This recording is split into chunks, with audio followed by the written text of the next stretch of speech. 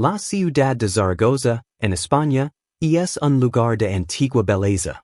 El sol brilla sobre sus piedras ancestrales y entibia los rostros de la gente que camina por sus calles. En el otoño de 2008, el aire era fresco y las hojas de los árboles tenían de hermosos tonos rojos y dorados. Era una ciudad de vida, de historia y de familias. Para Sofía, era su hogar. Era el lugar donde había criado a su hija, Elena. Pero el 12 de octubre de ese año, el cálido sol y las hermosas hojas no significaron nada. La belleza de la ciudad se convirtió en una máscara que ocultaba un miedo frío y terrible. Ese fue el día en que su mundo se hizo pedazos. La historia no comienza con un grito, sino con una aprensión silenciosa y creciente, la sensación de que algo andaba profundamente mal. Empezamos con una escena que se repetiría en la mente de Sofía durante años. Una comisaría de policía, el aire denso con olor a papel y antiséptico. Una madre, con el rostro pálido y las manos temblorosas, mirando a un agente de policía que parecía a la vez cansado y amable. Mi hija ha desaparecido, dijo Sofía, su voz un nudo pequeño y apretado de sonido. Era una frase sencilla, pero contenía el peso de un universo de miedo. Elena tenía 20 años. Era una estrella en el cielo de su madre. Estudiaba literatura en la universidad y su mente era un jardín de historias y poemas. Tenía una risa que sonaba a música y una sonrisa que podía hacer que un día nublado pareciera luminoso. Las fotos familiares de esa época muestran a una joven de ojos oscuros y curiosos y un largo cabello suelto. En una foto, sostiene un gato, con la cabeza inclinada hacia un lado mientras sonríe a algo fuera de la cámara. En otra, está de pie con el brazo alrededor de su madre, las dos tan parecidas, tan felices. Elena sonaba con ser escritora, con viajar por el mundo y leer cuadernos con sus palabras. Era amable y atenta, el tipo de persona que se detendría a ayudar a un desconocido. Era el corazón de su pequeña familia, el futuro brillante que todos esperaban. Su habitación estaba llena de libros, apilados en su escritorio y desbordados de las estanterías. Sus paredes estaban cubiertas de fotos de sus amigos y citas de sus autores favoritos. Era la habitación de una persona llena de vida y sueños, una habitación que esperaba el regreso de su dueña. El día que desapareció fue un sábado. 12 de octubre. Empezó como cualquier otro día. Elena desayunó con su madre, una sencilla comida de tostadas y café. Hablaron de sus clases, de un libro que estaba leyendo, de las pequeñas cosas cotidianas que conforman una vida. Se suponía que Elena se encontraría con su mejor amiga, Clara, en un pequeño café del centro de la ciudad a mediodía. Era un lugar que les encantaba, un rincón acogedor con grandes ventanales donde podían sentarse durante horas, hablando y riendo. Elena salió de casa sobre las 11:30, despidiéndose de su madre con la mano. Hasta luego, dijo con voz alegre.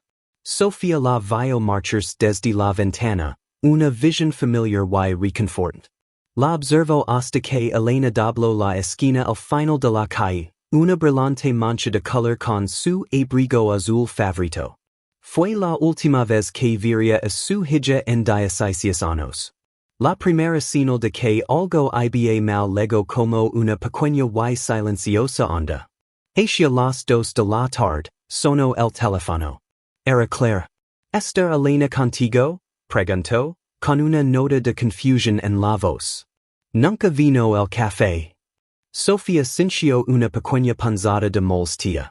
Elena podía ser olvidadiza a veces, perdida en su propio mundo de libros y pensamientos. No, ese fue hace horas, respondió Sofía. Debe haberse distraído. Quizá fue a la biblioteca. Pero Clara estaba preocupada. He intentado llamar su móvil, pero vi directo al buzón de voz, dijo. Ahora la panzada de molestia se convirtió en una pequeña piedra de preocupación en el estómago de Sofía. Le dio las gracias a Clara y colgó. Inmediatamente, intentó llamar ella misma al móvil de Elena. Tal como dijo Clara, fue directo al buzón de voz. Elena, soy mamá. Devuélveme la llamada, dijo, intentando mantener la voz ligera. Pasó una hora. Luego otra. El sol empezó a brillar en el cielo y la luz de la tarde se suavizó. Sofía volvió a llamar. Buzón de voz. Llamó a todos los demás amigos de Elena. Nadie la había visto. Nadie había sabido de ella. La piedra de preocupación era ahora una pesada roca que lo oprimía el pecho y le dificultaba la respiración. Los sonidos cotidianos de la casa, el tic-tac del reloj, el zumbido del frigorífico, ahora parecían fuertes y siniestros. Cada coche que pasaba por la calle hacía que su corazón diera un salto con una dolorosa mezcla de esperanza y miedo. A las 6 de la tarde, el sol se estaba poniendo, pintando el cielo en tonos naranjas y morados. Su belleza parecía una burla. Sofía caminaba de un lado a otro de su sala de estar, con el teléfono agarrado en la mano. Su mente era una tormenta de pensamientos terribles. ¿Habría tenido un accidente? ¿Se habría puesto enferma? ¿O era algo peor? El no saber era una tortura especial. Creaba un espacio donde las posibilidades más horribles podían crecer. Podía ver la sonrisa de Elena, oír su risa, pero no podía alcanzarla.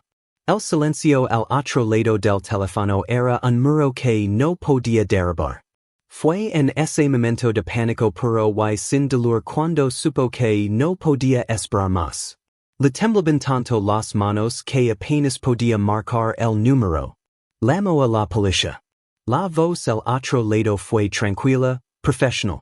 Sofía intentó explicarse, sus palabras tropezando unas con otras. Mi hija está desaparecida. Tiene 20 años. Se llama Elena. Y es en momentos como estos, cuando el mundo de una familia se pone patas arriba, que el apoyo de una comunidad puede convertirse en un salvavidas. La historia de Elena es un recordatorio de las miles de familias que viven con el dolor de no saber. Si estas historias tocan tu corazón y crees en el poder de la concienciación y la esperanza, te invitamos a formar parte de nuestra comunidad. Un simple me gusta, un comentario reflexivo o suscribir a nuestro canal ayuda a mantener vivas estas historias y envía un mensaje a quienes buscan de que no están solos. Tu apoyo nos permite continuar nuestro trabajo, contando con respeto estas importantes historias de ficción y honrando la fortaleza de aquellos que nunca pierden la esperanza. El agente de policía que llegó a su puerta era un hombre de unos 40 años con ojos cansados que habían visto demasiado. Hizo preguntas. ¿Qué llevaba puesto? ¿Quiénes eran sus amigos? ¿Tenía novio? ¿Era infeliz?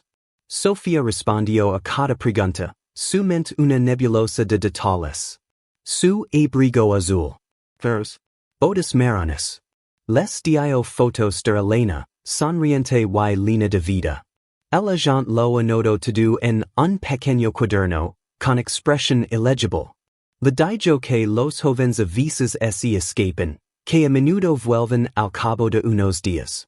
Pero Sofía conoce a su hija. Elena no haría eso. No haría pesar a su madre por este dolor. A medida que las horas se convierten en una noche larga y oscura, el hogar familiar se transformó de un lugar de consuelo en un centro de mando para una crisis. La policía iba y venía. Llegaron amigos y familiares, con los rostros marcados por la preocupación. El teléfono sonaba constantemente, pero nunca era Elena. La calma inicial y tranquilizadora del agente se desvaneció lentamente, reemplazada por la sombría seriedad de una investigación formal. Se pronunciaron las palabras persona desaparecida, y quedaron suspendidas en el aire, pasadas y frías. Para Sofía, este fue el momento en que su antigua vida terminó y comenzó una nueva y terrible. La búsqueda de Elena había comenzado oficialmente.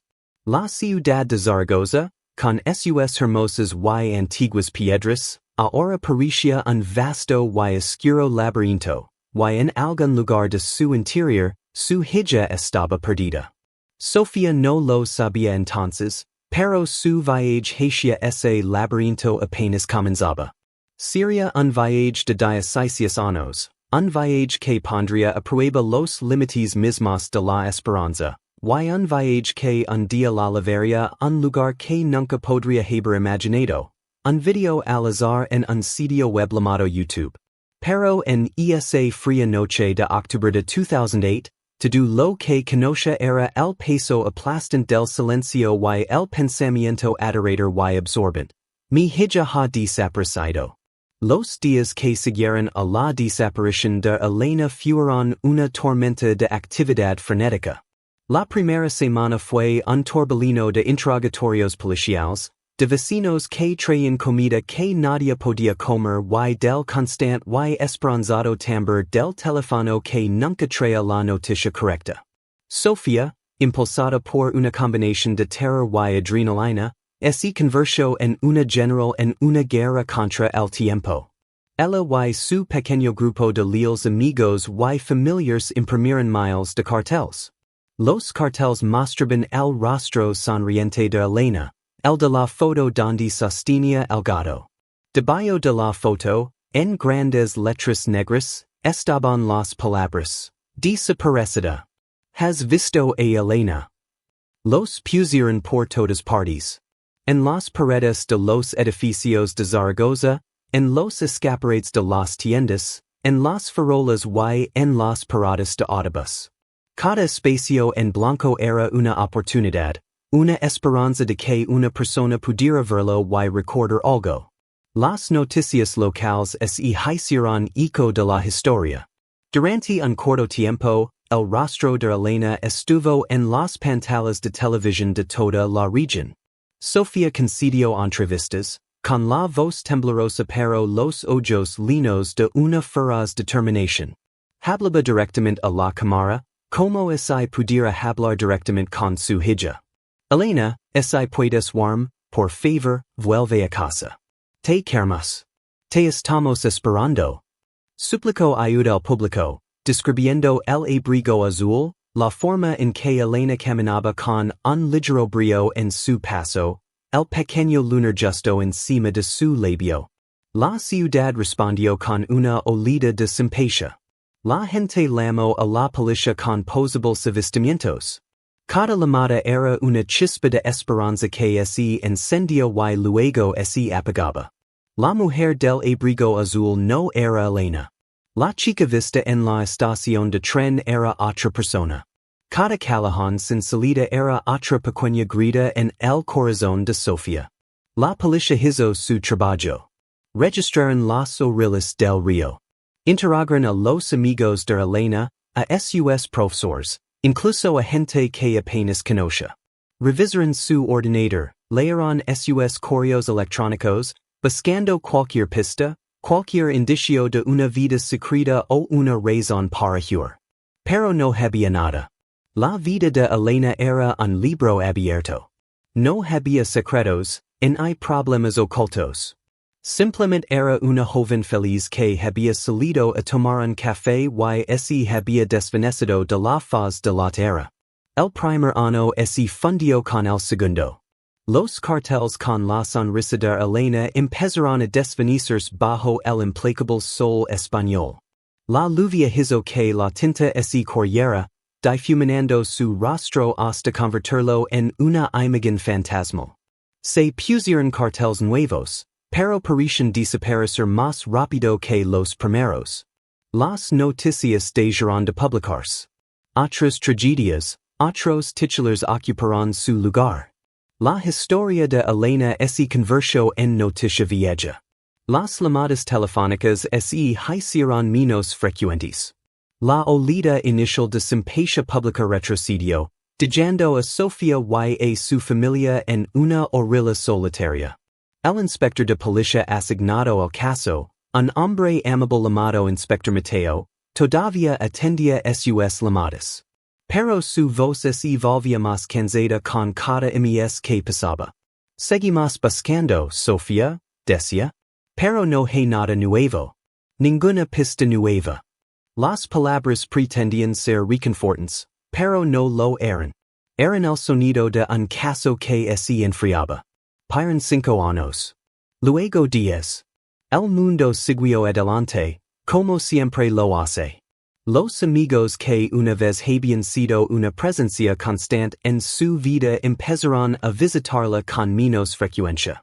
Llamaban sus voces linas de una piedad cuidadosa y gentil. Hablaban de sus propios hijos, que ahora se graduaban en la universidad, se casaban, tenían sus propios hijos. Le dicen a Sofía, con la mejor de las intenciones, tienes que vivir tu vida, Sofía. Necesitas encontrar algo de paz. Sofía esencia y les agradecia su preocupación, pero no entendía sus palabras. ¿Cómo podía vivir su vida cuando un pedazo de su vida faltaba? ¿Cómo podía encontrar la paz cuando su hija estaba allí fuera, en algún lugar, sola? Seguir adelante es esencia como una traición. Olvidar es esencia como dejar morir a Elena. Así que, ese afero. Su búsqueda cambió. Se volvió más silenciosa, más interna. La energía frenética del primer año fue reemplazada por una rutina lenta, metódica y interminable. Cada mañana, encendía su ordenador y buscaba el nombre de su hija en Internet.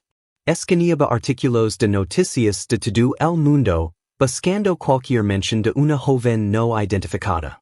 Mantuvo la habitación de Elena exactamente como estaba el día que se fue. Los libros seguían en su escritorio, un marcapáginas guardando su lugar en una historia que nunca terminaría. Su ropa seguía en el armario, con un ligero olor a su perfume. Sofía entraba en la habitación y se sentaba en la cama, solo para sentarse cerca de ella. Le hablaba, le contaba sobre su día, sobre el cambio de las estaciones, sobre los pequeños espacios vacíos en su vida que Elena solía llenar. Era una conversación unilateral, una oración enviada al silencio. Unos 12 años después de la desaparición de Elena, el inspector Mateo se jubiló. Fue a ver a Sofía por última vez. Se sentó en su sala de estar, ya un hombre mayor, con los hombres encorvados. Le dijo que el caso estaba oficialmente cerrado. La palabra quedó suspendida en el aire entre ellos, un juicio final y pesado. Significa que no tenemos pistas activas, explicó con delicadeza. No significa que nos hemos rendido. Si alguna vez liga algo nuevo, actuaremos. Pero no tenemos ningún otro lugar donde buscar. Para Sofía, fue un golpe devastador. Era el reconocimiento oficial de lo que había temido durante años. El sistema se había rendido. El mundo se había rendido.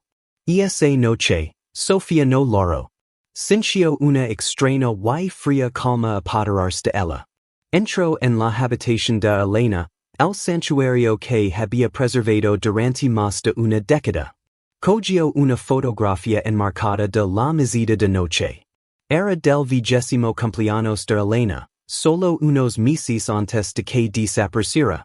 En la foto, Elena soplaba las velas de su tarde, con el rostro iluminado de alegría y esperanza. Sofía miró a la joven de la fotografía, su hija, congelada en el tiempo. El mundo veía un caso cerrado, una historia triste hace mucho tiempo. Sus amigos veían a una mujer atrapada en el pasado. Pero Sofía solo veía a su niña. Y en esa habitación silenciosa y polvorienta, rodeada por el fantasma de una vida que había sido robada, Sofía hizo un juramento. No fue una declaración ruidosa. Fue un susurro en la oscuridad, una promesa hecha a su propio corazón. Miró el rostro sonriente de Elena y yo, nunca dejaré de buscarte. Nunca.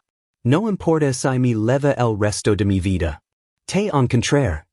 Este juramento no nació de una esperanza frenética, sino del amor inquebrantable de una madre. Era una promesa que no podía ser rota por el tiempo, ni por el silencio, ni por la fría realidad de un mundo que había olvidado. Era un fuego silencioso que aliquaría en su corazón durante los años venideros, un fuego que un día, contra todo pronóstico, iluminaría el camino a casa. No sabía cómo, y no sabía cuándo, pero sabía, con una certeza tan real como su propio aliento, que su búsqueda no había terminado. Simplemente estaba esperando a que apareciera un nuevo camino. El año es 2024. Han pasado 16 años desde que Elena salió de casa de su madre con su abrigo azul. El mundo ha girado sobre su eje más de 5,000 veces. Es un mundo diferente ahora. Internet, que había sido una herramienta útil en 2008, es ahora el tejido mismo de la sociedad. Es un lugar de ruido interminable, de conexión y desconexión, de información y mentiras. Para Sofía, que ahora tiene casi 70 años, es sobre todo un misterio. Su pelo es más gris que castaño, y finas líneas trazan los años de preocupación alrededor de sus ojos y su boca. Se mueve más despacio. La energía ardiente que había alimentado su búsqueda frenética al principio ha consumido hace mucho tiempo, dejando atrás las brasas silenciosas y constantes de su juramento. Sigo viviendo en la misma casa, una casa que ha convertido en el museo de un único y terrible momento en el tiempo. Su vida ha encajido. Su círculo de amigos es más pequeño, las conversaciones más suaves y cuidadosas, siempre bordeando el profundo canon de su dolor. Sus días tienen un ritmo predecible y monótono. Sueda su pequeño jardín, limpia la casa. Pero las tardes son las más duras. El silencio de la casa se convierte en un ser vivo, una presencia pesada que la oprime. Es en estas largas y solitarias horas que Sofía ha desarrollado un nuevo hábito, un ritual que es a la vez un consuelo y una especie de tortura autoimpuesta. YouTube. Se enteró de su existencia por el hijo de un vecino hace años. Al principio, lo usaba para buscar noticias de personas desaparecidas, sus dedos tecleando, chica desaparecida, en la barra de búsqueda, su corazón hundiéndose con cada historia que no era la suya. Pero con el tiempo, eso se volvió demasiado doloroso. Así que empezó a ver otras cosas. Cosas al azar. Veía videos de gente cocinando comidas elaboradas en cocinas impolutas. Veía documentals sobre historia antigua. Pero, sobre todo, veía vlogs de viajes. Observaba a jóvenes alegres con mochilas y amplias sonrisas mientras exploraban el mundo que ella no se atrevía a ver. Viajaba con ellos a los vibrantes mercados de Marruecos, a las cumbres nevadas del Himalaya y a las playas bañadas por el sol de Tailandia. No se suscribía en ningún canal. No dejaba comentarios. Era un fantasma en la máquina, una observadora silenciosa. Estos videos eran una ventana para salir de su silenciosa prisión. Le permiten sentir el pulso del mundo sin tener que participar en él. Eran una forma de pasar el tiempo, de llenar el silencio con los sonidos de la vida, aunque fuera una vida que no era la suya. Un martes por la noche de marzo, Sofía se preparó una taza de té de manzanilla y se sentó en su gustado sillón, con el ordenador portátil apoyado en las rodillas. Hizo clic en un video recomendado. El título era sencillo: Un día en Rocca en Abruzzo, la joya oculta de Italia. El video comenzaba con una toma panorámica de un dron de un hermoso y antiguo pueblo encremado en una ladera verde en la campina italiana. El vlogger, un joven con acento americano, Comenzó a narrar su paseo por las estrechas calles empedradas del pueblo. Sofía observaba con un interés distante y plácido. Vio a hombres mayores sentados en bancos, a mujeres colgando la ropa de sus ventanas y a niños chutando un balón de fútbol en la plaza principal. Era una escena pacífica, un mundo muy alejado del suyo. El vlogger caminaba por un bullicioso mercado al aire libre. Estaba hablando del queso local, sosteniendo un trozo frente a la cámara. La cámara se deslizó por la abarrotada plaza del mercado, un mar de rostros, colores y movimiento. Fue entonces cuando ocurrió. No fue un suceso dramático. Fue un parpadeo, un momento breve, casi subliminal. Durante no más de 3 segundos, una mujer cruzó el fondo de la toma. Lavaba una cesta de verduras. Lavaba el pelo recogido y un vestido sencillo y descolorido. No miraba a la cámara. Era solo una parte del paisaje, una de las docenas de personas anónimas entre la multitud. Pero en esos 3 segundos, el mundo de Sofía se detuvo. Se quedó helada. Su mano, que sostenía la taza de té, se detuvo a medio camino de sus labios. Su corazón, que durante años había latido con un ritmo lento y lúgubre, de repente martilló contra sus costillas. No era nada. No podía ser. Un truco de la luz. Un parecido fugaz. Su mente, lo sabía, era propensa a ver a Elena en todas partes, entre una multitud, en un coche que pasaba, en el rostro de un extraño. Había aprendido a descartar a estos fantasmas, a apartarlos antes de que la esperanza pudiera arraigar y luego volver a romper el corazón. Cerró los ojos por un momento, respiró hondo y temblorosamente, y se dijo a sí misma que lo olvidara. Era solo otro fantasma. Pero este fantasma era diferente. Persistía. No podía quitarse de la cabeza la imagen de la mujer del vestido descolorido. Había algo en su forma de moverse, una gracia familiar en su paso, una cierta inclinación de su cabeza. Con dedos que se sentían torpes y entumecidos, Sofía movió el ratón y reprodujo los últimos 10 segundos del video. El vlogger hablando del queso, la cámara desplazándose, y ahí. La mujer. De nuevo. 3 segundos. Sofía pasó el video, la imagen de la mujer ahora congelada en su pantalla. Estaba borrosa. La cámara se había estado moviendo, y la mujer estaba en el fondo desenfocado. Estaba demasiado lejos para ver la cara con claridad. Era imposible. Se estaba torturando a sí misma. Se acercó más a la pantalla, su nariz casi tocándola, como si pudiera forzar a los píxeles a formar una imagen más clara. Entrecerró los ojos, con el corazón despejado. El pelo de la mujer era más oscuro, o quizás era solo la luz. Parecía mayor, por supuesto.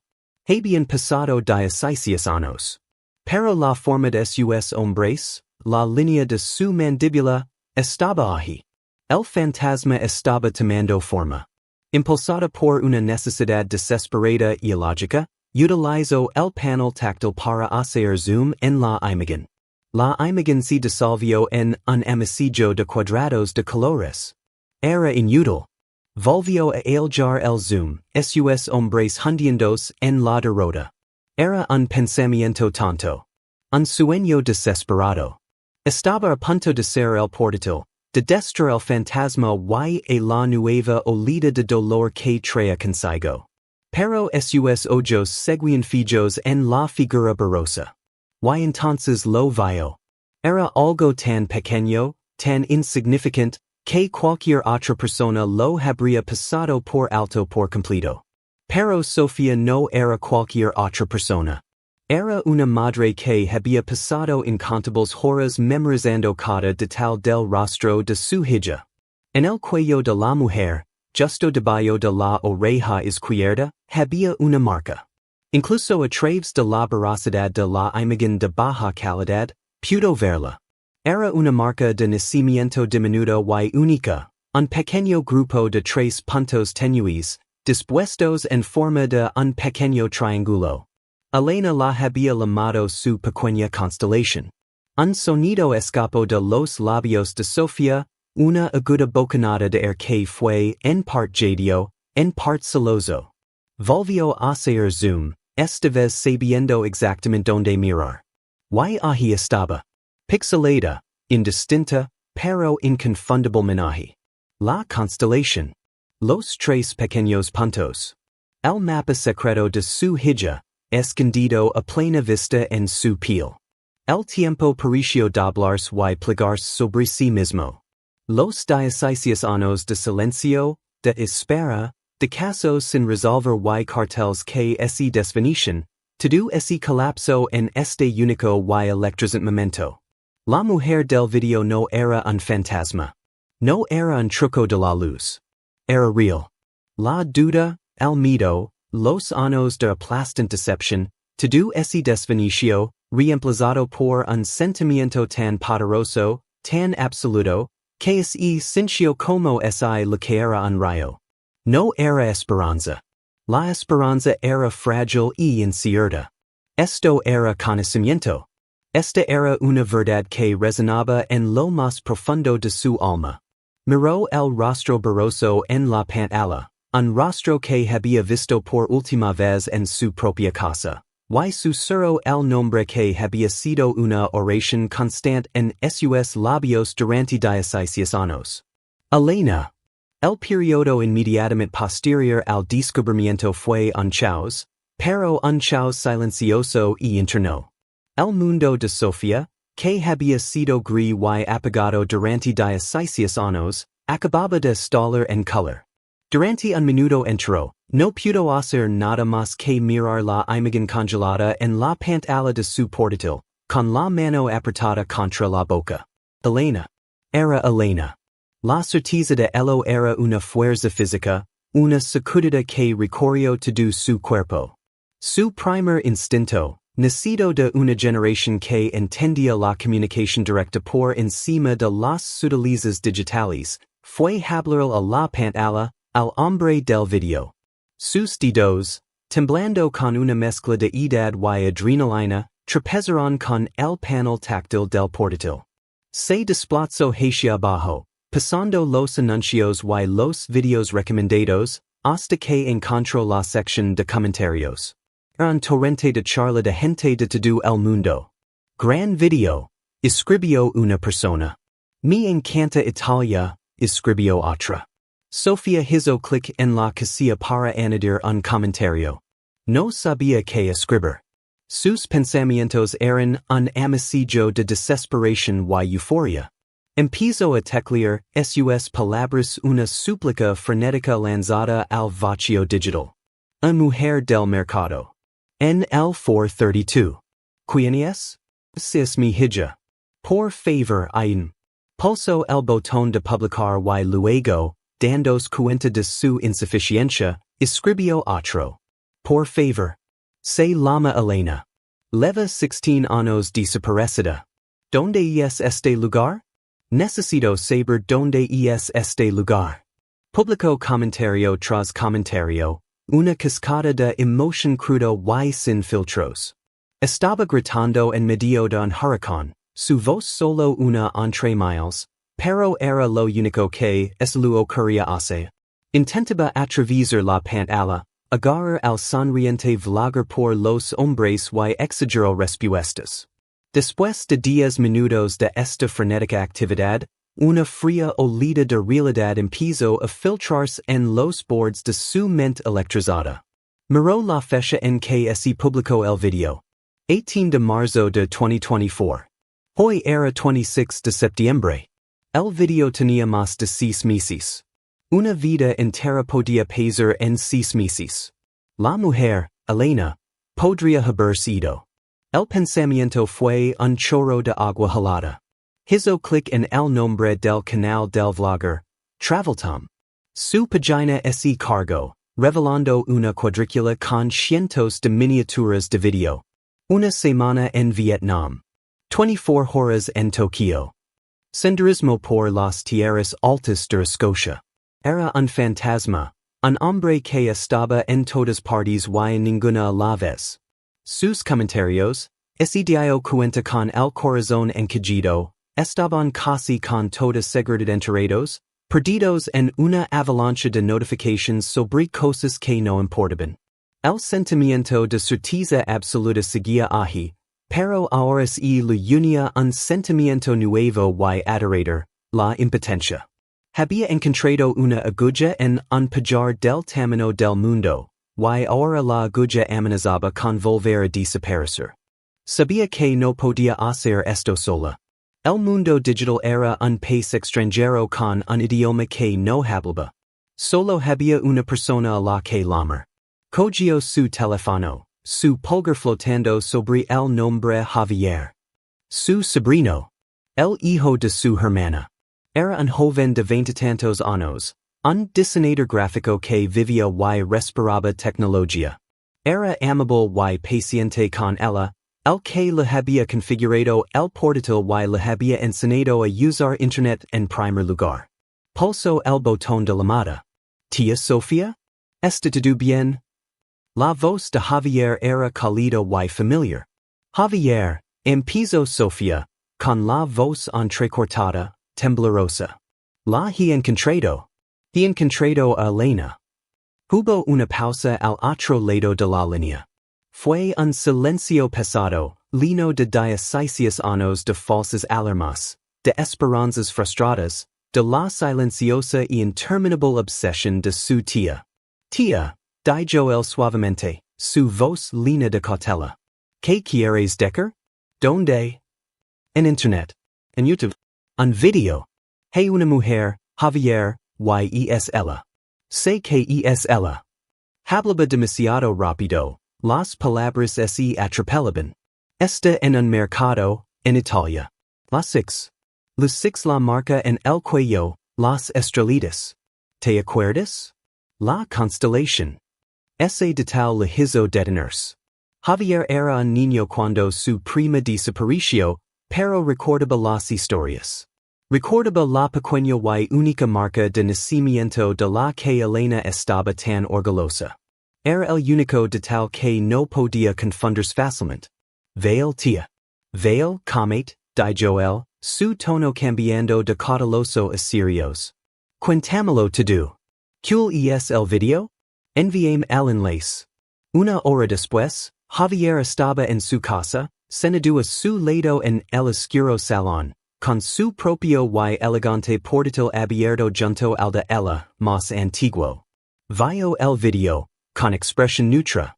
Vio a la mujer en el fondo. Hizo zoom, tal como ella había hecho. Está borroso, tía, dijo en voz baja. Pero la marca, Javier. Mira, insistió ella, señalando con un dedo tembloroso. ¿La ves, verdad? Ella se quedó mirando la pantalla durante un largo rato. Podía ver algo, una ligera decoloración en los píxeles que formaban el cuello de la mujer. Podría haber sido cualquier cosa. Una sombra. Un artefacto de compresión del video. Pero también vio la mirada en los ojos de su tía. No era la mirada de pensamiento desesperado y iluso que había visto antes. Era una mirada de profunda y inquebrantable convicción. Por primera vez en mucho tiempo, se permitió sentir un atisbo de esperanza. Veil, dijo, volviéndose hacia ella. Veil. Vamos a encontrar a este vlogger. El enfoque de Javier fue el polo opuesto a los frenéticos comentarios de Sofía. Fue tranquilo, metódico y estratégico. Lo explicó a Sofía que su único objetivo era contactar con Traveltom. Fue a la página acerca del canal de YouTube y encontró una dirección de correo electrónico para consultas comerciales. Luego hizo una búsqueda más amplia, encontrando la página de Instagram del vlogger, su cuenta de Twitter y una página profesional de Facebook. Ahora tenía 4 vías de contacto diferentes. Se recostó y pensó por un momento, redactando un mensaje. Sabía que un mensaje que sonara loco o exigente sería eliminado al instante. Tenía que ser respetuoso, conciso y lo suficientemente intrigante como para merecer una respuesta. Escribió, estimado Tom, mi nombre es Javier y lo escribo desde Zaragoza, España, con una petición muy inusual. Mi tía estaba viendo su video titulado, Un día en Raqqa en Abruzzo, la joya oculta de Italia, concretamente en el minuto 4:32. Ella cree, con un alto grado de certeza, que una mujer en el fondo de esa toma podría ser su hija, mi prima, que lleva 16 años desaparecida. Sabemos que es una situación extraña y muy improbable, pero el parecido es significativo. ¿Podría decirnos el nombre exacto del pueblo del video? Cualquier pequeño detalle que recuerde ese día sería una ayuda increíble. Gracias por su tiempo y por los maravillosos videos que cree. Copio y pego el mensaje, enviándolo como correo electrónico y como mensajes directos en las tres plataformas de redes sociales. Luego, miró a Sofía. Y ahora, dijo, su voz suave pero firme, esperamos. La espera fue la forma más pura de tortura que Sofía había conocido jamás. Las 2 semanas que siguieron fueron más largas que los 16 años que los precedieron. Cada vez que su teléfono emitía un sonido, su corazón daba un vuelco. Llamaba a Javier 3 veces al día. ¿Algo? Preguntaba, su voz pequeña y tensa. Todavía no, tía, respondía él, su propia esperanza empezando a decaer con cada día que pasaba. Estos tíos reciben miles de mensajes. Solo tenemos que ser pacientes. Durante este tiempo, la duda de Sofía empezó a reaparecer. ¿Se lo había imaginado? ¿Había su mente solitaria y desesperada fabricado una constelación a partir de una mancha en una pantalla? El color vibrante que había inundado su mundo empezaba a desvanecerse de nuevo agree. Había estado tan segura, pero el silencio era ensordecido. Entonces, un miércoles por la tarde, casi 3 semanas después de haber enviado los mensajes, el teléfono de Javier sonó con una notificación de correo electrónico. Lo miró sin mucha esperanza. El asunto decía, pregunta sobre tu vlog de Italia. Su corazón dio un vuelco. Abrió el correo. Era de Tom, el vlogger. Hola Javier, empezaba.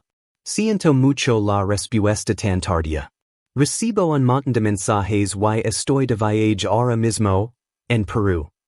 Sin embargo, tu mensaje me llamó mucho la atención. Y es una historia fuerte. Volví a mirar el clip que mencionaste. No puedo distinguir a la mujer con claridad, pero recuerdo ese día en el mercado. El pueblo se llama Raqqa de Mezzo, y está en la región de Abruzzo. Y es un lugar diminuto y precioso. Una verdadera joya escondida. No tengo más información, pero de verdad espero que encontres a quien estés buscando. Mis mejores deseos, Tom. Javier leo el correo electrónico 3 veces, asegurándose de que era real. Luego, cogió las llaves y salió corriendo. No llamó. Eran noticias que había que dar en persona. Encontró a Sofía en su jardín, arrancando malas hierbas con desgana. Tía, dijo, una enorme sonrisa dibujandose en su rostro. Le tendía el teléfono. Tengo noticias. Sofía levantó la vista, su rostro una máscara de cansada aprensión. Javier se arrodilló a su lado en la hierba y leyó el correo electrónico en voz alta. Lo leyó despacio, con claridad. Cuando llegó a la parte con el nombre del pueblo, lo repitió. Raqqa de Mezzo. En la región de Abruzzo. Sofía oyó el nombre, y fue como una lave girando en una cerradura que lavaba 16 años oxidada. La duda, el miedo, el peso aplastante del silencio, todo se desvaneció en un instante. El camino ya no era una casa de fantasmas digital. Era un lugar real. Un punto en un mapa.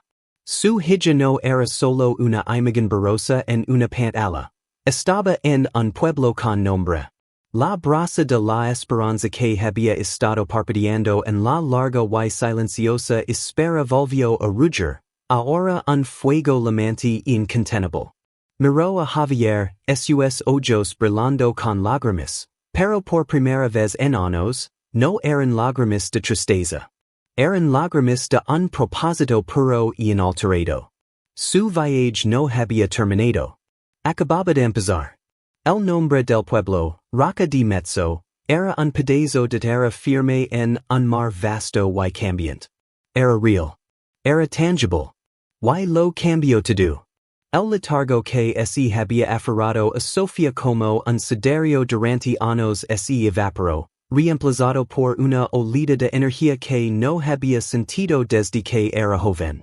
Los 16 años de espera, de silenciosa desesperación, habían sido una inhalación larga y lenta. Por fin, podía exhalar. Podía actuar. La casa, antes una tumba silenciosa de recuerdos, cobró vida. No había duda de lo que haría a continuación. Iría a Italia. Su decisión fue recibida con una mezcla de apoyo y profunda preocupación. Javier era su más firme aliado. Se sentó con ella en la pequeña mesa de su cocina, con un mapa de Italia extendido ante ellos. Estar aquí, tía, dijo, señalando un punto en el corazón montañoso del país. Abruzzo. Estar unas 2 horas en coche al este de Roma. La ayudó a buscar vuelos, trenes y autobuses. Era su guía práctico, su conexión con el mundo moderno de las reservas online y los billetes digitales. Pero su hermana, la madre de Javier, estaba preocupada. Sofía, por favor, piénsalo bien, lo instó por teléfono, su voz tenida de amor y miedo. Ya no iris joven. Ir sola a un país extranjero, a un pueblo diminuto. ¿Ysis un error? ¿Ysis mujer no es Elena? Te rompera el corazón de nuevo. Sofía escuchó con paciencia. Entendía el miedo. Había vivido con él todos los días durante 16 años. Pero esto era diferente. No es un error, dijo, su voz tranquila y firme de una manera que no dejaba lugar a discusión. Mi corazón ha de romperse, si romper allí, no aquí. Tengo que ir. No tengo otra opción. Sus ahorros eran escasos. Había estado viviendo una vida sencilla con una pequeña pensión durante años. Un viaje a Italia era un lujo que no podía permitirse. Pero eso no importaba. Miró a su alrededor en su pequeña casa, los muebles y las vertiges que había acumulado a lo largo de una vida. Eran solo cosas. No tenían ningún significado en comparación con la carne y la sangre de su hija. Sin pensarlo 2 veces, vendió una pequeña colección de figuras de porcelana antigua que había estado en su familia por generaciones. Vendió un collar de oro que su propia madre le había regalado. Cada objeto del que se desprendía no era una pérdida, era un pequeño precio a pagar por una oportunidad de tenerlo todo. Reunió el dinero, suficiente para un vuelo de ida, un billete de tren y unas semanas en una modesta pensión. Un billete de ida. El pensamiento era a la vez aterrador y liberador. Era una declaración de intenciones. No iba de viaje, iba a una misión. No volvería hasta tener una respuesta. El día de su partida fue un torbellino de emociones. Javier la llevó al aeropuerto de Zaragoza. La ayudó con su único y pequeña maleta. En ella había empacado algunas mudas de ropa, un diccionario español-italiano y, envuelta cuidadosamente en un pano suave, una fotografía descolorida de Elena de su 20º cumpleaños. Era la misma foto que había guardado en su mesita de noche durante todos estos años, aquella con el rostro de su hija resplandeciente de juventud y felicidad. Era su posesión más preciada, su escudo y su guía. En la puerta de seguridad, Javier la abrazo con fuerza. La mame todos los días tía, le digo, con esos propios ojos brillantes. Cuidate. Lo hair, permicio ella. Mientras caminaba hacia la puerta de embarque, no miró hacia atrás. No podía. Tenía que mantener la vista fija en lo que tenía por delante. El viaje en sí fue un sueño extraño, una serie de transiciones que la alejaban cada vez más de su antigua vida. El viaje en avión a Roma fue un asunto tranquilo y solitario. Se sentó junto a la ventana, observando las nubes pasar por debajo, un mar blanco y esponjoso que la separaba de la tierra que conocía. Estaba rodeada de la charla de turistas y viajeros de negocios, sus vidas llenas de destinos y propósitos que ella no podía comprender. Su propósito era singular, absorbente. No era una turista. Era una peregrina. Desde el bullicioso chaos del aeropuerto fiumicino de Roma, se dirigió a la estación principal de trenes, Termini. Las señales en italiano, la multitud, el puro ruido de la ciudad, era abrumador. Pero el miedo que alguna vez pudo haber sentido estaba ausente, consumido por la intensidad de su misión. Encontró su tren, un servicio regional que se dirigía al este. A medida que el tren se alejaba de la estación, la expansión urbana de Roma dio paso lentamente a las colinas ondulantes y los verdes valles de la campina italiana. El paisaje era hermoso, salpicado de antiguas grañas y viejos olivares. Con cada kilómetro que pasaba, su corazón latía un poco más rápido. Era una extraña mezcla de esperanza y pavor, un nudo apretado en su estómago. La esperanza era algo hermoso y brillante. Era la imagen del rostro de Elena, el recuerdo de su risa. Era la posibilidad de un reencuentro, de un abrazo esperado durante 16 años. ¿Qué le diría? ¿Cómo reaccionaría Elena? ¿La recordaría? La esperanza pintaba mil cuadros hermosos en su mente.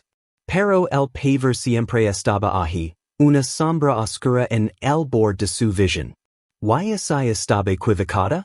¿Y la mujer del video era solo una desconocida con una marca de nacimiento similar?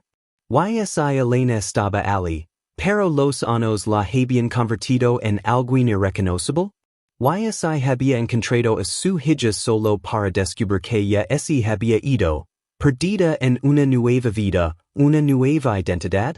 El mayor miedo de todos no era que Elena estuviera muerta, sino que estuviera viva y no quisiera ser encontrada. ¿Y se había escapado todos esos años atrás? El pensamiento era un dolor agudo y físico. Sofía lo apartó. Tenía que creer en la historia que se había contado a sí misma. Tenía que creer en la amnesia, en el accidente. Era la única forma de seguir adelante.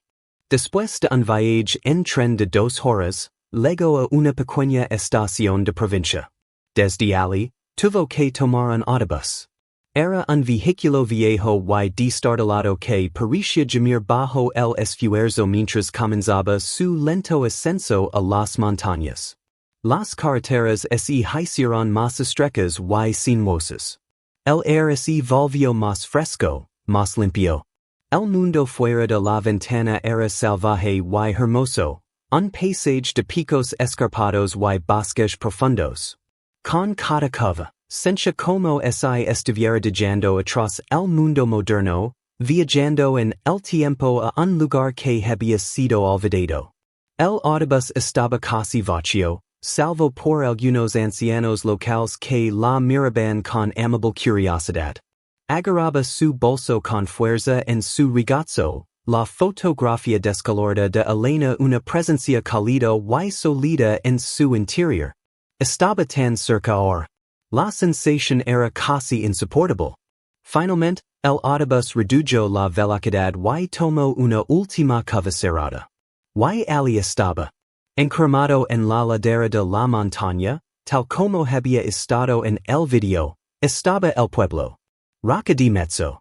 Era un grupo de casas de piedra con tejados de tejas rojas, todas apinadas alrededor de un único y antiguo campanario. Parecía un lugar donde el tiempo se había detenido. El autobús se detuvo con un silbido en la entrada del pueblo, en una pequeña plaza vacía. Raca de mezzo, gritó el conductor. Sofía se puso de pie, sus piernas se sentían inestables. Le dio las gracias al conductor, su voz un pequeño susurro. Se bajó del autobús y pisó los adoquines. El aire era fresco y olía a humo de lina y era humida. El silencio era profundo. Se quedó allí por un momento, su pequeña maleta a su lado, y miró el antiguo y tranquilo pueblo. Lo había logrado. Había seguido a un fantasma en un video, un susurro de un recuerdo, y la había lavado hasta aquí. Respiró hondo y temblorosamente, sacó la fotografía descolorida de su bolso y dio su primer paso en el pueblo de los susurros. En el momento en que Sofía entró en Raca de Mezzo, sintió como si hubiera atravesado una cortina hacia otro tiempo. El mundo de los teléfonos inteligentes zumbando, el tráfico rugiendo y el ruido digital se desvaneció, reemplazado por el ritmo suave y sin prisas de una vida vivida durante siglos.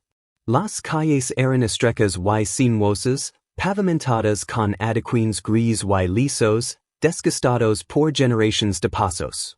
Las casas estaban construidas con gruesa piedra de color miel, sus ventanas adornadas con coloridas jardineras líneas de geranios rojos.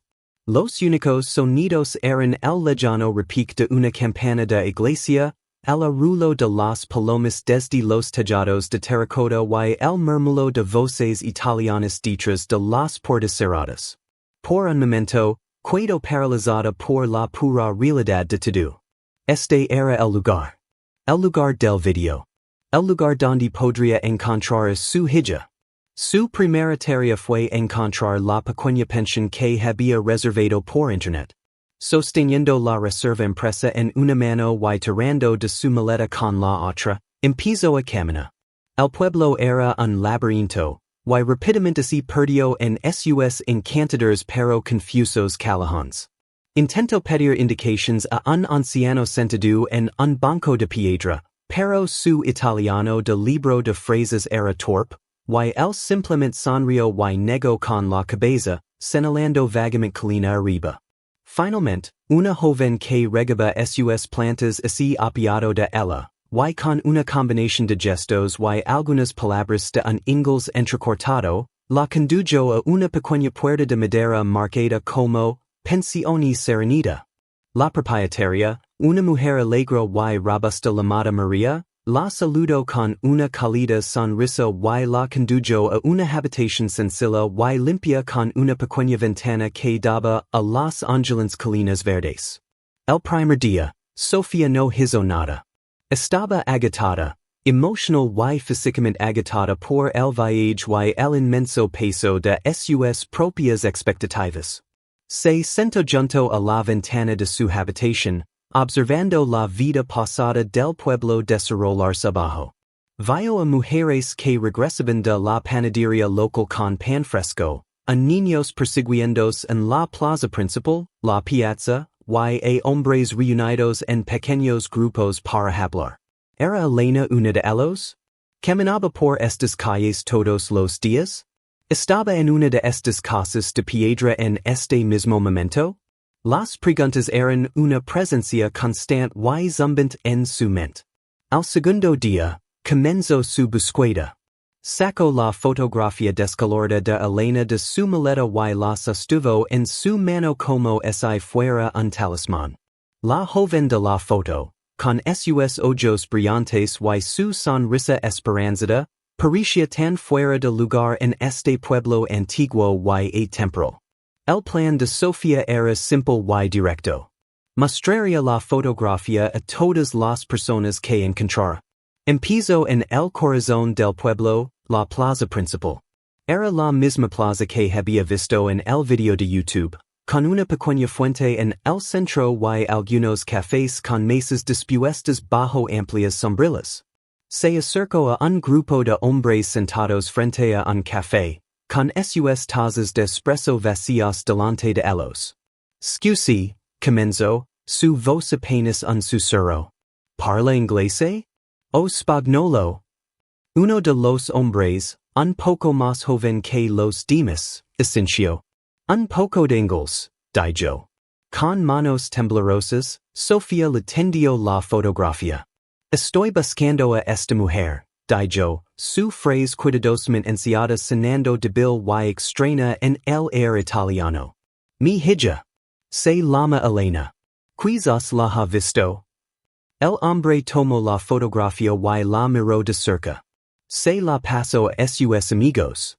Todos estudiaron la foto, sus expresiones serias y compasivas. Murmuraron entre ellos en un italiano bajo y rápido.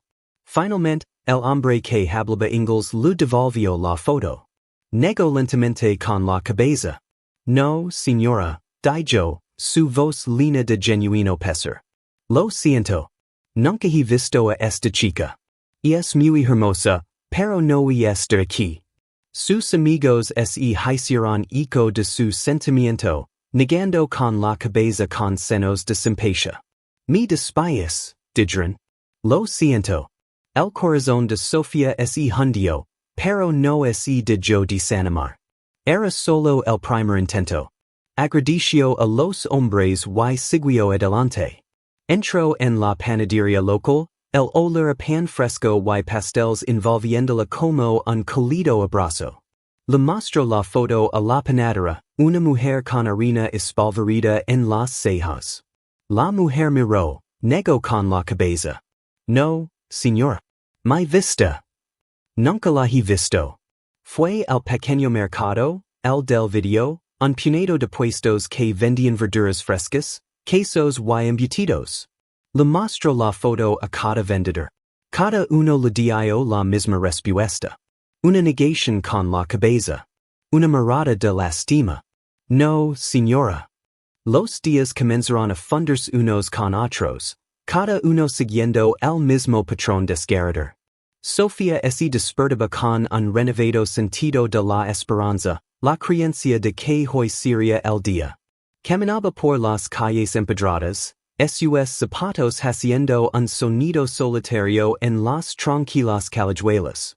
Se acercaba a los extraños, su corazón latiendo con una mezcla de miedo y anticipación. Y cada vez, se encontraba con la misma negación amable y arrepentida. Los aldeanos eran amables. Eran pacientes con su italiano entrecortado y su extraño y triste búsqueda. Escuchaban su historia, miraban su fotografía con verdadera concentración y le ofrecían palabras de consuelo. Pero nadie reconocía a la chica de la foto. Nadie había visto nunca a Elena. Pasó una semana. 7 días de caminar, de preguntar, de esperar y de ser decepcionada. La olida inicial de energía que la había impulsado desde España comenzaba a menguar, reemplazada por un dolor profundo y familiar. La esperanza que había sido un fuego ardiente era ahora una vela parpadeante, amenazando con ser extinguida por el constante viento del rechazo. El pueblo, que al principio le había parecido tan encantador, ahora se sentía como una prisión. Las calles tranquilas parecían burlarse de ella con sus secretos.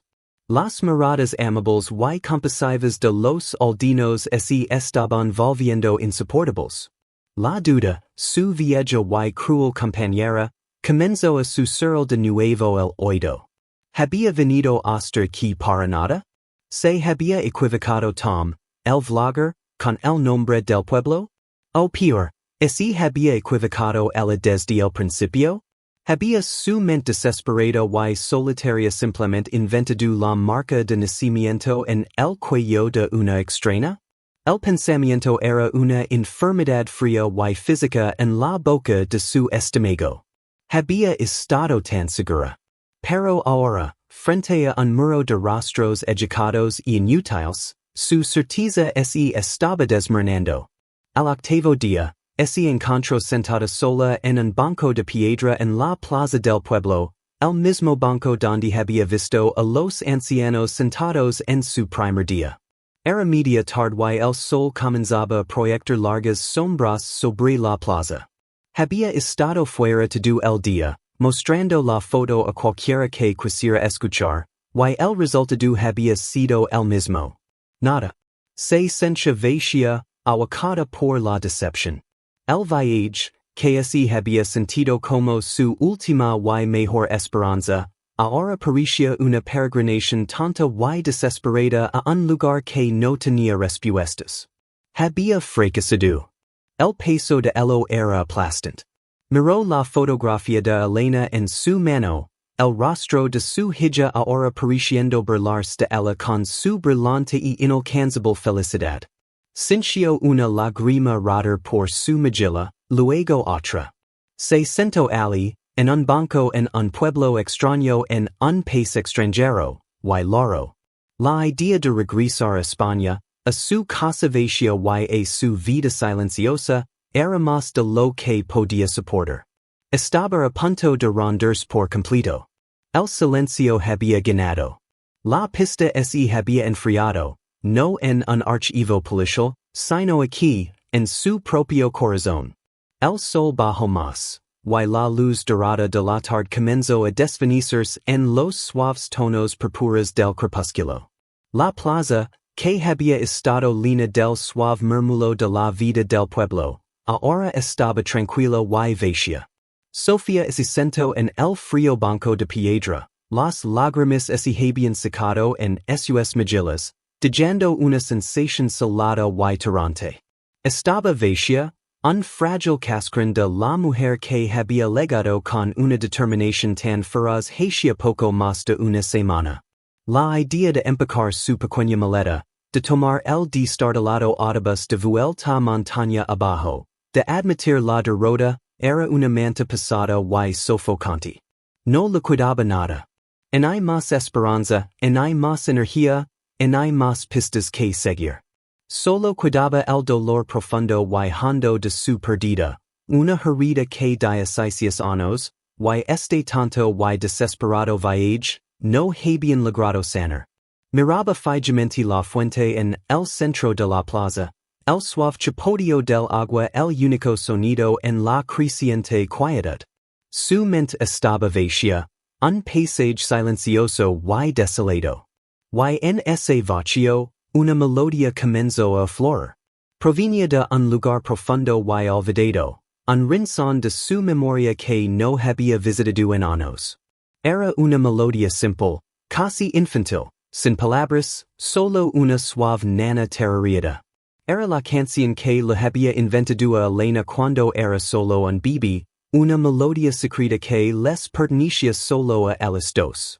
Cuando Elena estaba enferma, o triste, o no podía dormir, Sofía tarareaba esta melodía, y siempre la calmaba. Era el sonido del amor de una madre, traducido en música. Sin pensar, sin siquiera ser consciente de lo que estaba haciendo, Sofía comenzó a tararear. Su voz era delgada y débil, quebrada por la tristeza, pero la melodía era clara. Cerró los ojos y, por un momento, ya no era una anciana rota en un banco en Italia.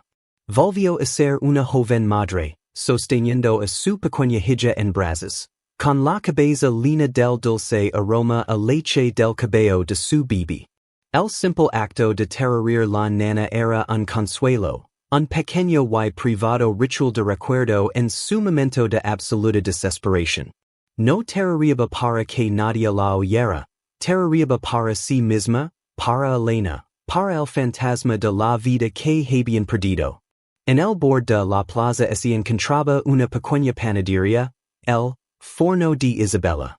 Las luces seguían encendidas en el interior, y la propietaria, una anciana llamada Nana Isabella, estaba limpiando para cerrar, pasando un pano por los mostradores y guardando el último pan del día.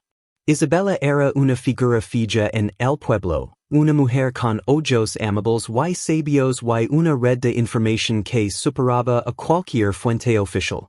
Había visto a la triste mujer española todos los días, recorriendo su solitario camino por el pueblo, mostrando su fotografía descolorida a cualquiera que se detuviera. El corazón de Isabella se había compadecido de ella, pero como todos los demás, no reconoció a la chica de la foto. Esa noche, mientras trabajaba, oyó un sonido que entraba por la puerta abierta de su panadería. Era una melodía débil, tarareada. Se detuvo, con la mano que sostenía un pano humito suspendida en el aire.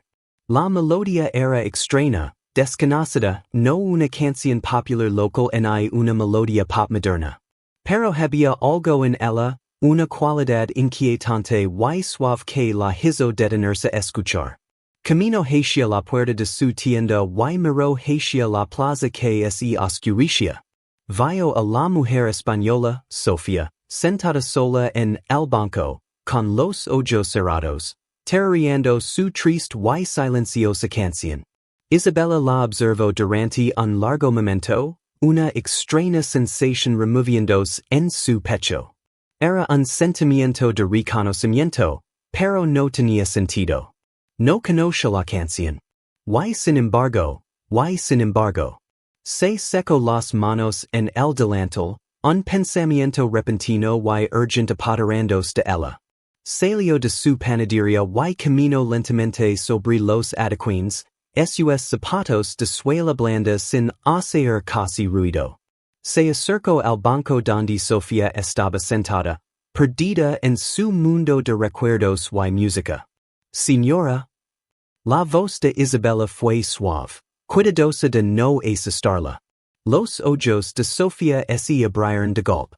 Levantó la vista, avergonzada, con las mejillas sonrojadas. Pensaba que estaba sola. Scusi, balbució, pensando que había estado molestando. Isabella simplemente sonrió, una expresión amable y tranquilizadora. Se señaló el pecho con un dedo, luego a Sofía. Quella canzone, dijo, su voz un susurro bajo y ronco. Esa canción. Hizo una pausa, buscando las palabras adecuadas en su limitado repertorio de idiomas. ¿Dónde usted conoce esa canción? Preguntó en una mezcla lenta y deliberada de italiano y gestos. Sofía estaba confundida. Miró a la anciana, a su rostro amable y a sus ojos intensamente curiosos. Es solo una canción, dijo Sofía, su propia voz espesa por las lágrimas no derramadas. Una canción para mi hija. Los ojos de Isabella se abrieron de par en par. Dio un paso más cerca, su expresión ahora de una increíble comprensión que albergaba. Miró el rostro de Sofía, la plaza vacía, y luego de nuevo a Sofía. Las países de un rompecabezas que ni siquiera sabía que había estado coleccionando de repente, violentamente, encajaron en su lugar. La triste mujer española.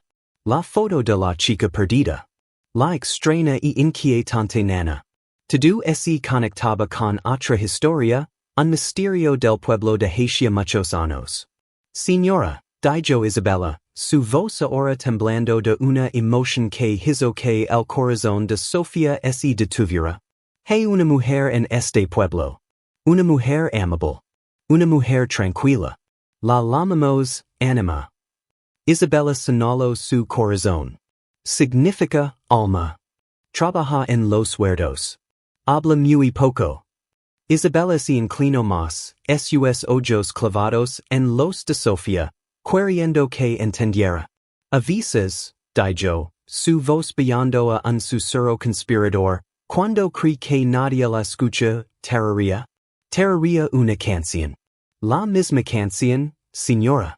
Isabella comenzó a tararear la melodía ella misma, una interpretación torpe pero inconfundible de la nana de Elena.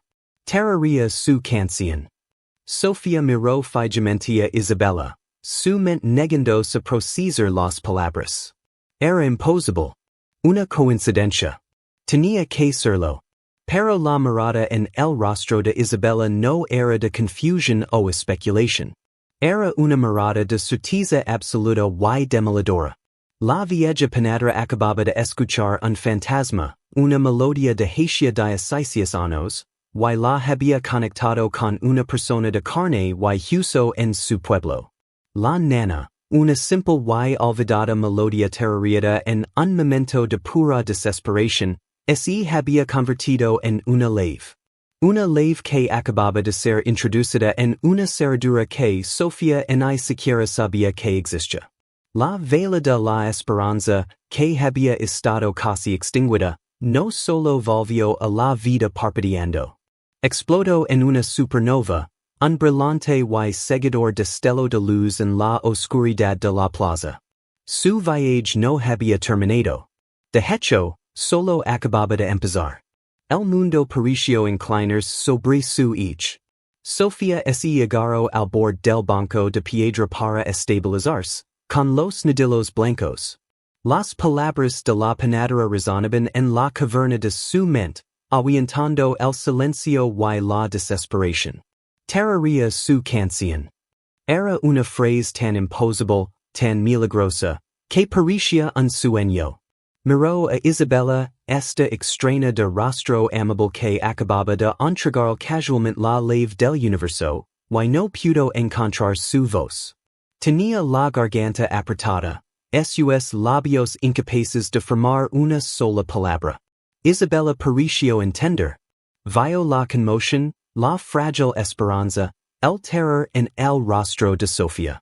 Tomó suavemente el brazo de Sofía, su tacto cálido y firme. Vieni, dijo en voz baja. Venga conmigo. La apartó del frío banco y la llevó al cálido y fragante santuario de su panadería. La tienda estaba cerrada, las luces bajas y el aire olía a azúcar y levadura. Isabella guió a Sofía a una pequeña mesa de madera en la esquina, la sentó en una silla y luego se afanó en preparar dos tazas pequeñas de espresso fuerte y dulce. Puso una taza frente a Sofía, sus movimientos tranquilos y deliberados, un pequeño acto de normalidad en un momento que era todo menos eso. Señora, comenzó Isabella, sentándose frente a ella. Debe escucharme con atención. Hablo despacio, en un italiano sencillo y con gestos expresivos, sabiendo que Sofía tendría que reconstruir el significado. Comenzó su historia, una historia que el pueblo conoce desde hacía años, una paisa del folclore local que estaba a punto de chocar con la propia trágica historia de Sofía. Hace unos 15 años, dijo Isabella, levantando 10 dedos y luego 5, un hombre de nuestro pueblo, un granjero llamado Giovanni, conduce su camión a casa tarde una noche. Era otoño y había una fuerte tormenta. Lluvia, viento. Hizo un sonido sibilante y agitó las manos para imitar el tiempo. En la carretera de montaña, a kilómetros de cualquier lugar, vio a alguien caminando. Isabella hizo una pausa, diciendo que la imagen se asentara. Era una mujer joven. Caminaba bajo la lluvia, sin abrigo. Su ropa estaba rasgada y tenía un corte en la cabeza. Señaló su propia sin. Estaba muy confundida. Confusa, repitió, golpeándose la cabeza. Giovanni se detuvo. Le preguntó quién era, a dónde iba. Pero ella no pudo responder. Lo miró con ojos vacíos. No sabía su nombre. No sabía nada. Sofía escuchaba, con el cuerpo rígido, las manos envueltas tan apretadamente alrededor de su taza de café que le dolían los dedos. Hace 15 años. Eso habría sido un año después de que Elena desapareciera. Una mujer joven. Confundida. Herida. Las paisas encajaban con una velocidad aterradora y sobrecogedora. Giovanni es un buen hombre, continuó Isabella. No podía dejarla allí. La traigo aquí, a roca di mezzo. Todos intentamos ayudar. El médico la vio. La policía, los carabinieri, vinieron. La hicieron preguntas. Le tomaron una foto. La enviaron a otros pueblos. Pero nadie sabía quién era. No había informes de una persona desaparecida que coincidiera con su descripción en esta zona. No tenía bolso, ni identificación, nada. Era como esa cabrera, caer del cielo. Sofía pensó en la investigación inicial, en los carteles, en los informes de noticias. Todo ese había centrado en Zaragoza, en España. Nadie había pensado en buscar en un diminuto y remoto pueblo en las montañas de otro país. La búsqueda había sido amplia, pero el mundo era más amplio. Así que, ese cuento, dijo Isabella encogiéndose de hombres, como ese fuera lo más natural del mundo. ¿Qué otra cosa podíamos hacer? El pueblo, la acogimos. Al principio, era como un animal asustado. No habló durante meses. Solo se sentaba y miraba. Pero lentamente, muy lentamente, empezó a sanar. El médico dijo que tenía amnesia. Era una palabra que cruzaba la barrera del idioma. Dijo que la herida en su cabeza le había robado los recuerdos. Su pasado se había ido. Una página en blanco. Sofía cerró los ojos. Una olida de dolor y alivio la invadió.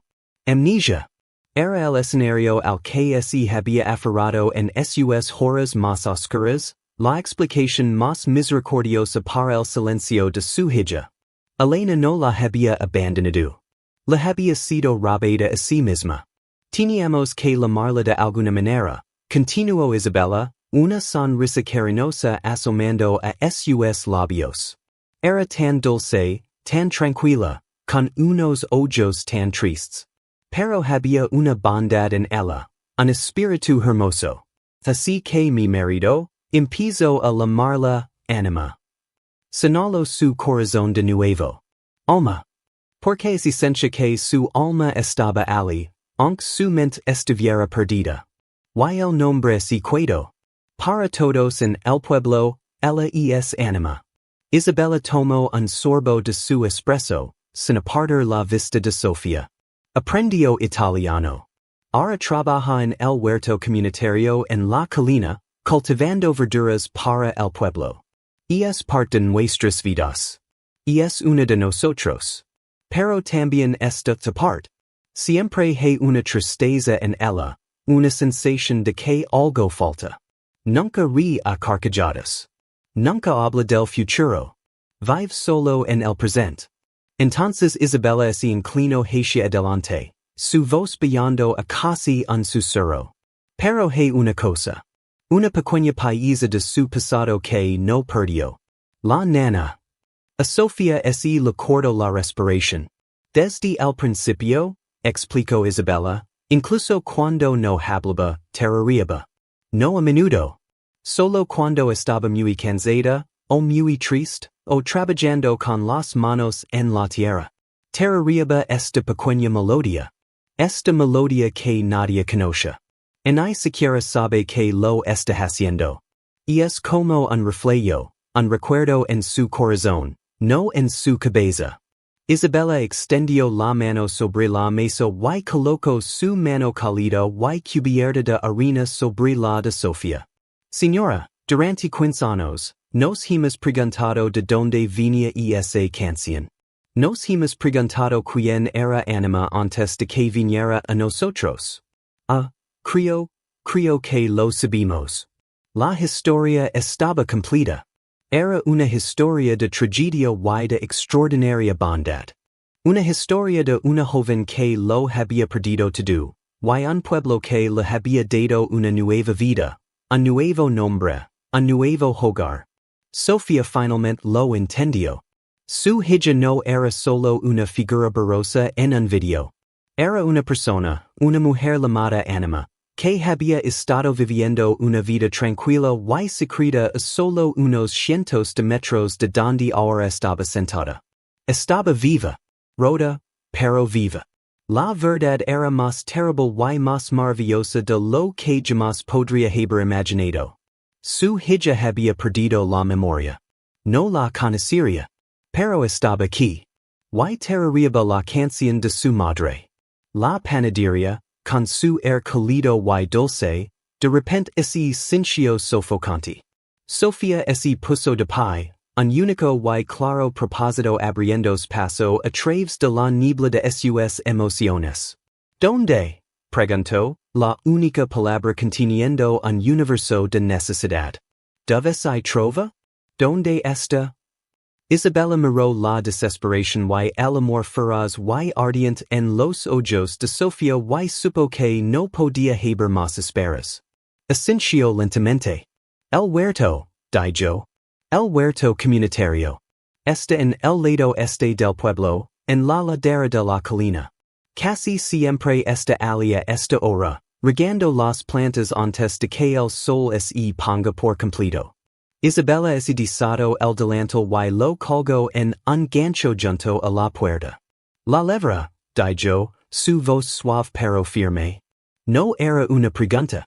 No digería que esta mujer caminara sola los últimos pasos de su viaje de 16 años. Salieron de la panadería y se adentraron en el azul profundo del crepúsculo italiano. El cielo era un dosel de terciopelo suave y oscuro, con las primeras y tímidas estrellas comenzando a aparecer. El aire era fresco y quieto.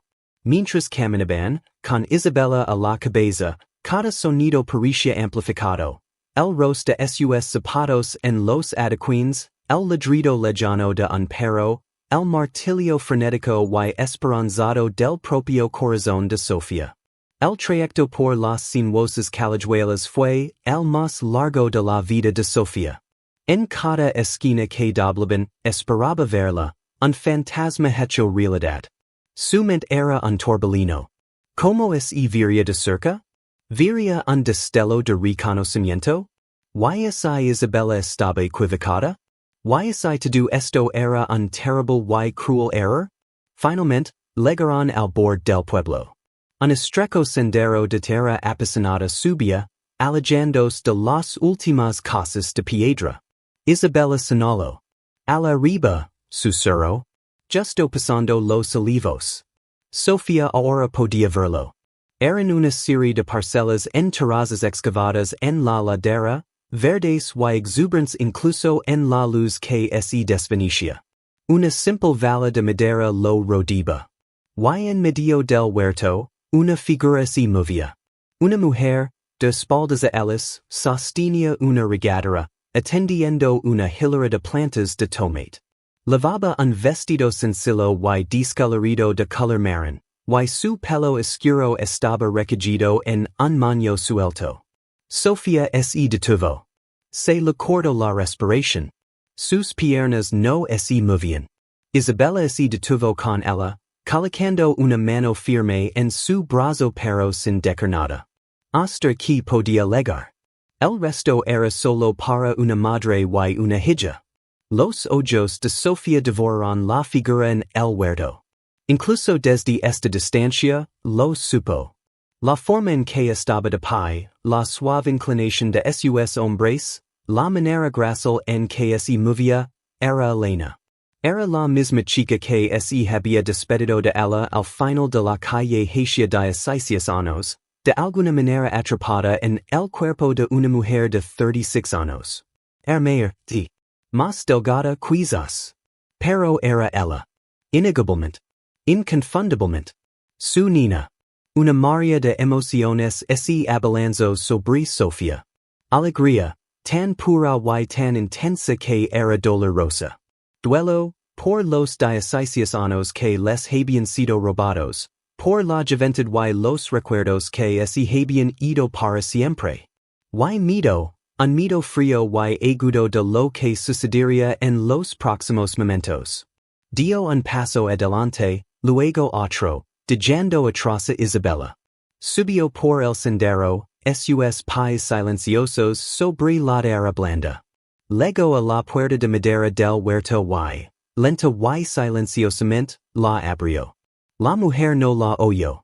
Seguía concentrada en su trabajo, tarareando suavemente para sí misma. Era la nana. El sonido, tan debil y sin embargo tan claro en el air quieto, atravieso a Sofía como una corriente eléctrica, fortaleciendo su resolución. Estaba a 3 metros de distancia. Luego a 1 y medio. Podía ver los detalles del rostro de su hija de perfil. La línea de su mandíbula, la forma de su nariz. El pequeño lunar sobre su labio. Todo estaba allí. Sofía sintió como si el corazón fuera estelar en el pecho. Abrió la boca, pero el nombre se le quedó atascado en la garganta. Lo intentó de nuevo, y esta vez, salió como un susurro roto y frágil. Elena. El terrario se detuvo. La mujer se congeló, con la regadera inmóvil en la mano.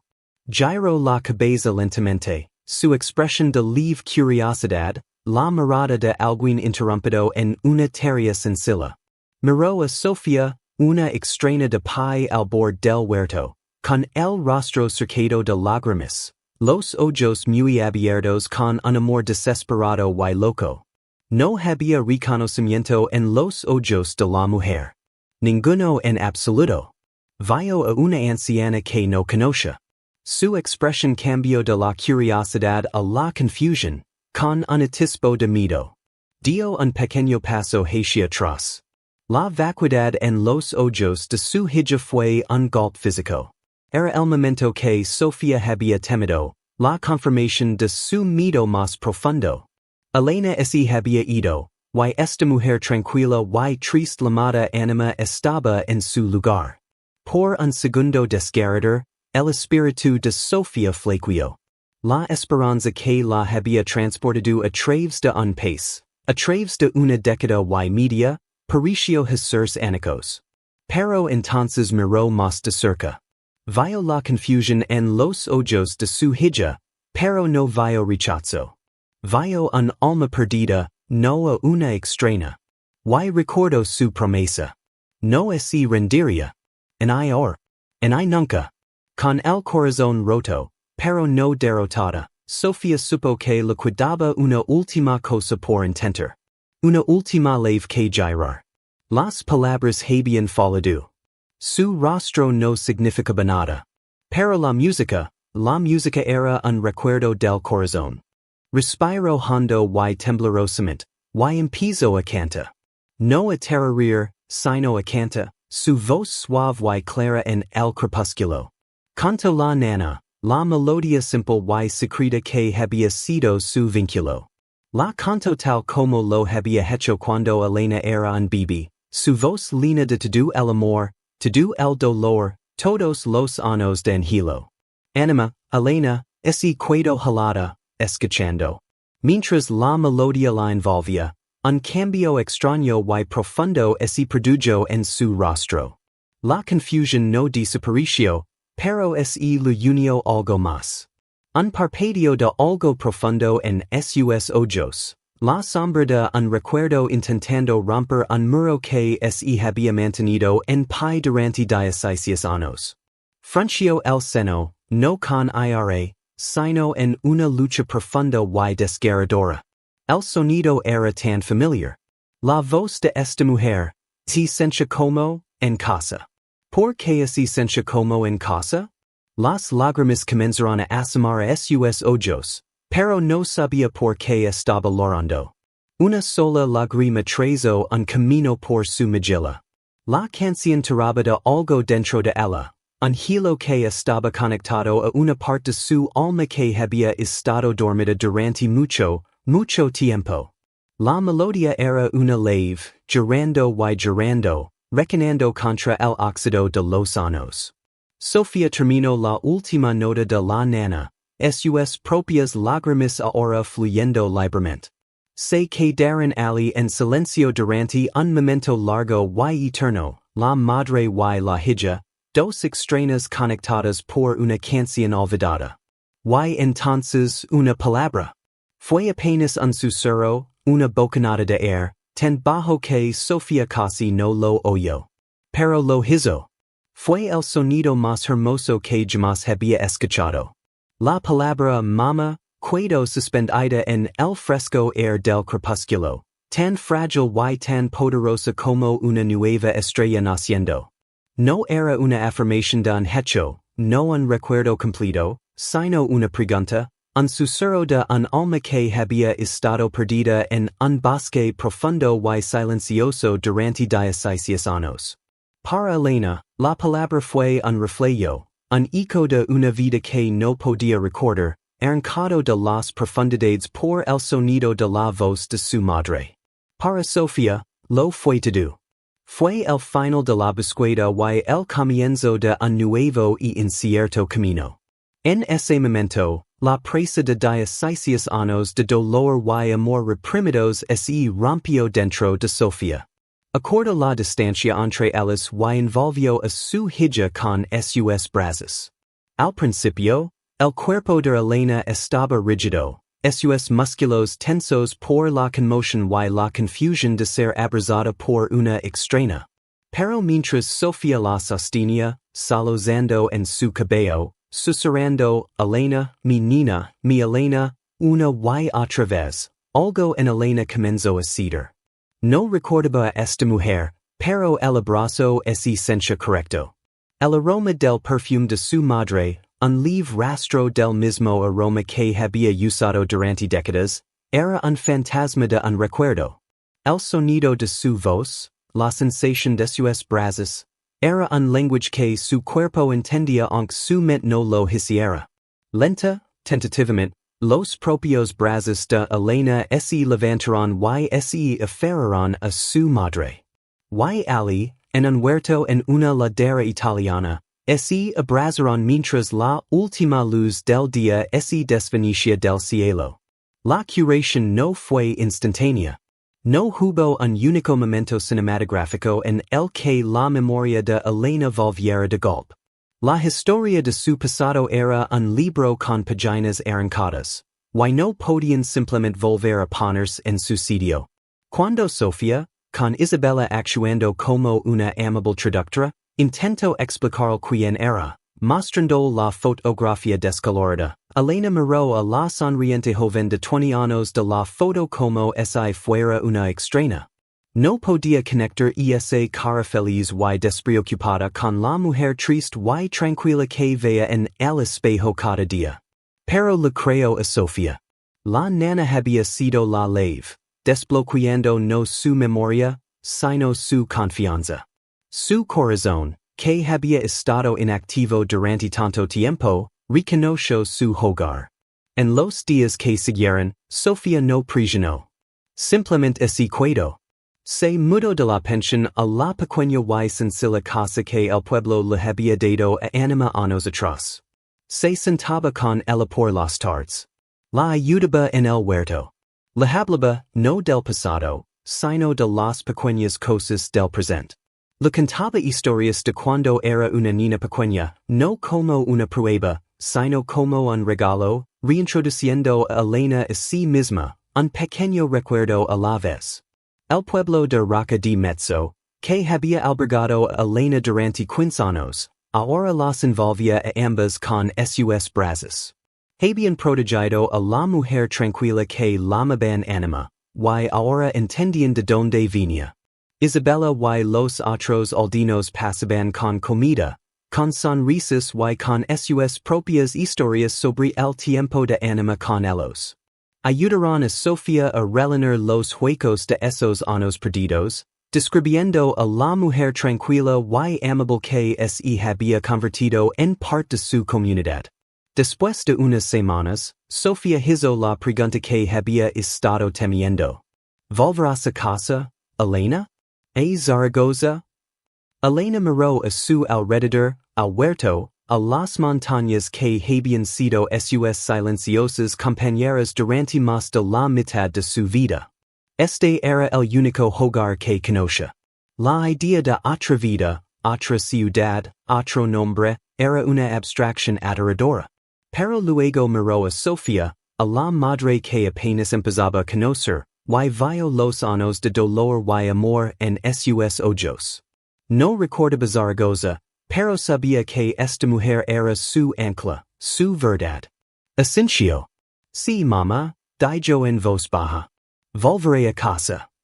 antes de irse, un médico de una ciudad cercana, contactado por Javier por teléfono, vino a ver a Elena.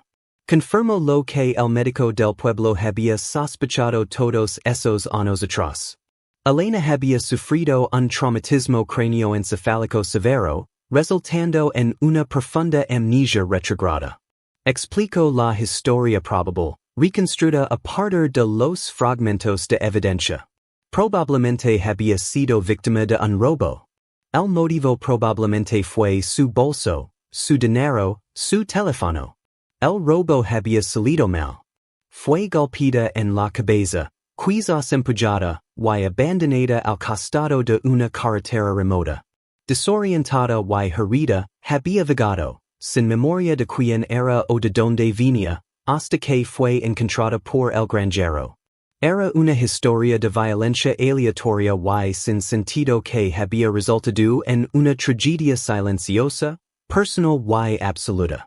El hecho de que hubiera sobrevivido era un milagro. El viaje de regreso a España fue el inverso de la peregrinación de Sofía, pero esta vez, no estaba sola. El regreso a Zaragoza fue difícil. La ciudad era un país extranjero para Elena. La casa en la que había crecido estaba llena de fantasmas de una vida que no podía recordar. Pero lentamente, con la paciencia y el amor inquebrantables de Sofía, comenzaron a aparecer pequeños destellos. El sabor de un plato que Sofía le cocinaba desencadenaba una vaga sensación de consuelo.